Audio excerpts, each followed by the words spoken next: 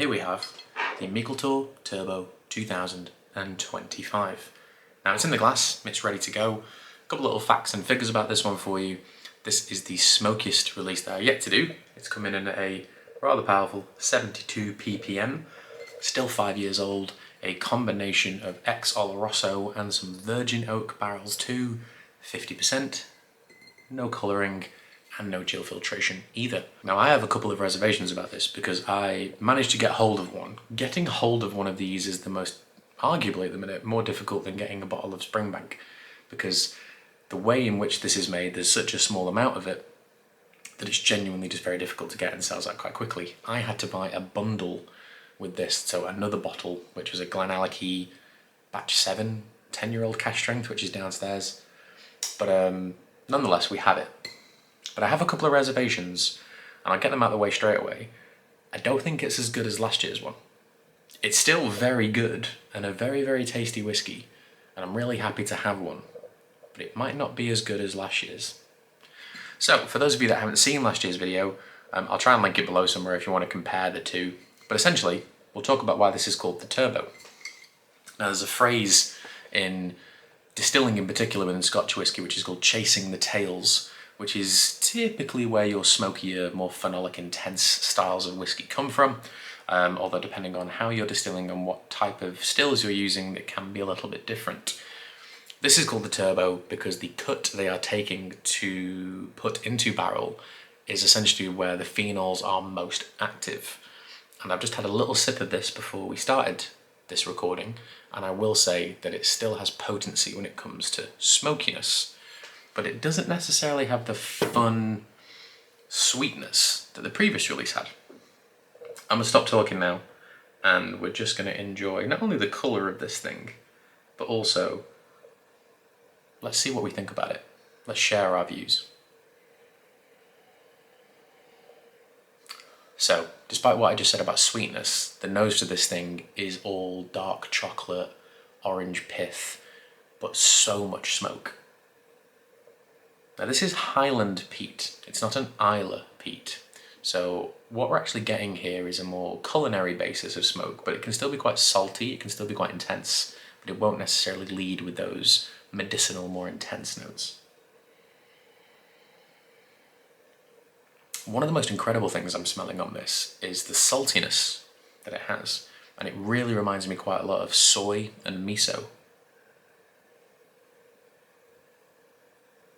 There are some gentler notes underneath it in a somewhat of a repeat of the 2024 release. We've got a little bit of maple, there's a bit of pecan. You're getting these, I mean it is October as we film this now, so you're getting more of those autumnal kind of decadent sweetnesses that we're missing in sort of the summer months. But certainly saltiness, the soy note on this is quite incredible, and not only does it look a little bit like soy sauce too, but it just has this really intense saltiness. It's not overbearing, I do enjoy it. But I think I'm missing a lot of the sweetness that the 2024 had, which was the one that we gave a 10 out of 10 to. So we might be in the same situation where Whiskey of the Year I actually don't have the bottle of, which would be quite funny. There's like an apricot thing now, like apricot in their own syrups in a tin. The one thing I haven't really spoken about is the smokiness. We've mentioned salt, but the smoke on this thing, like it's there, you get it. But it's quite subdued. It's quite a contradiction in terms all the way around because it smells really heavy. It smells like a little, well not little, but it smells like a massive blanket of smoke. But it moves in between all of these sweet, savoury, salty notes. It just fills out some of the gaps.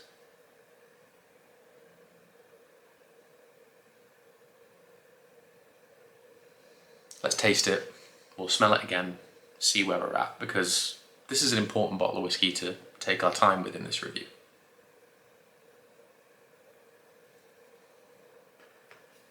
The texture of this product really, really reminds me of some of the best Ardbegs I've ever tried. And Lagavulins and Laphroaigs. When you get those big cash strength Islay whiskies, this isn't cash strength, but when you do get those, the way in which their oiliness and just the texture of the liquid seems to cling all around your mouth. Even having a sip of this before we started this recording, I could still taste it, and that was like 5 minutes ago. Again, I have to say, this one, despite being a little bit higher in ppm, does seem a little bit more subdued on the palate. It really leads the way with those big classic sherry notes. We've got cinnamon, we've got raisin, we've got marzipan. There is a nice touch of dryness throughout all of it, which does go quite well with the saltiness of this product too. But I am feeling that it isn't as complex as the previous release. It's still a very, very, very good bottle of whiskey, especially if you can get it for the right price.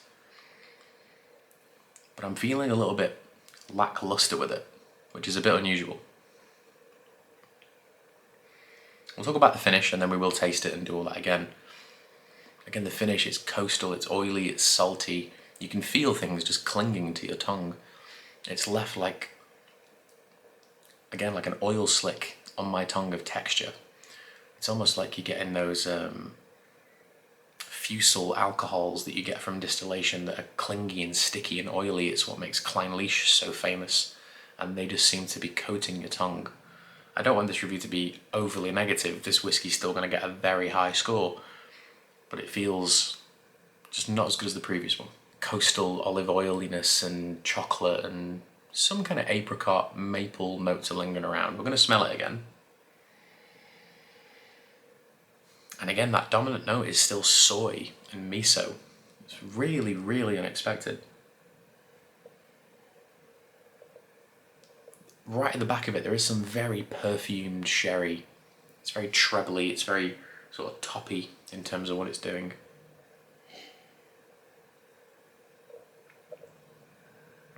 The addition with the virgin oak casks in here as well, it is providing this really wonderful fizzy spiciness which seems to just run back and forth down the middle of your tongue.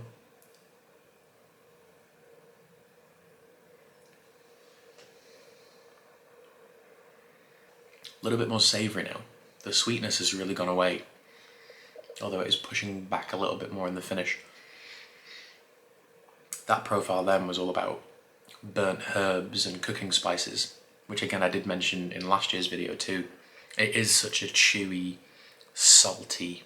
It's the kind of whiskey I want to drink wearing this hoodie and a big jacket and walking along like a coastal path somewhere.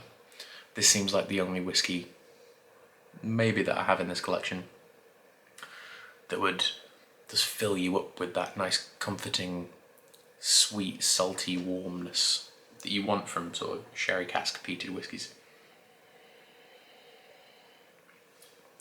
Talking about the smoke, it's a very delicate style of smoke, I have to say. It's the finish, it starts to turn like burnt and ashy. It reminds me very much of like Springbank style peat and long row style peat.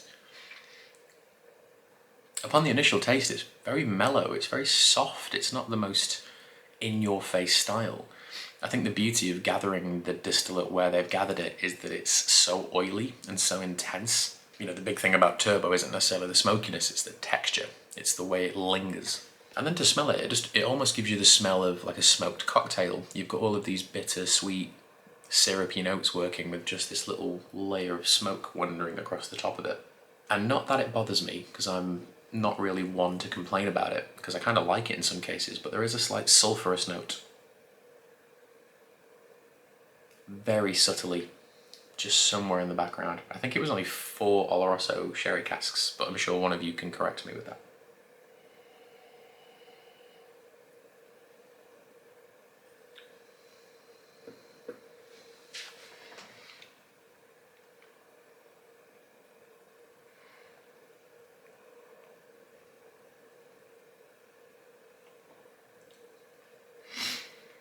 Yeah, it's syrupy. On the third taste, it doesn't taste as burnt now. Those burnt herb and cooking spice, sort of cupboard spice notes, they're still there, but they're not as dominant. Now it's more nutty, it's almondy. Again, the apricot thing's back, the maple thing is back. You think about things like vanilla and maple syrup. where at some point it's so sweet it almost sort of goes full circle back into savoury because there's so much sweetness to be found. Your brain's trying to find something else to kind of counteract that flavour profile with. We're not going to beat around the bush. I'm being a bit... What was the word? I could use a swear word, but I don't know if it would be removed from YouTube. But I'm being overly harsh, I think. If I poured this for anyone at a tasting, they would absolutely love it. It has sweetness, smokiness, complexity. It is a delicious product. But I think my first experience of Meikle Toir Turbo is one that I've maybe put on a little bit of a pedestal, which is one that I maybe have to tone down a little bit. Score-wise, it's still going to get a very solid 9 out of 10. If you could pick this up for £50 a bottle, it is one of the best drinking experiences you can ever have. It's interesting, it's complex, it's got an unusual form of captured distillation to it, which no one else has really spoken about before. It's a really good quality Speyside whiskey with that smokiness running through it. It's oily, it's syrupy, and it has a finish that really doesn't stop for something that is only 5 years old and is only 50%.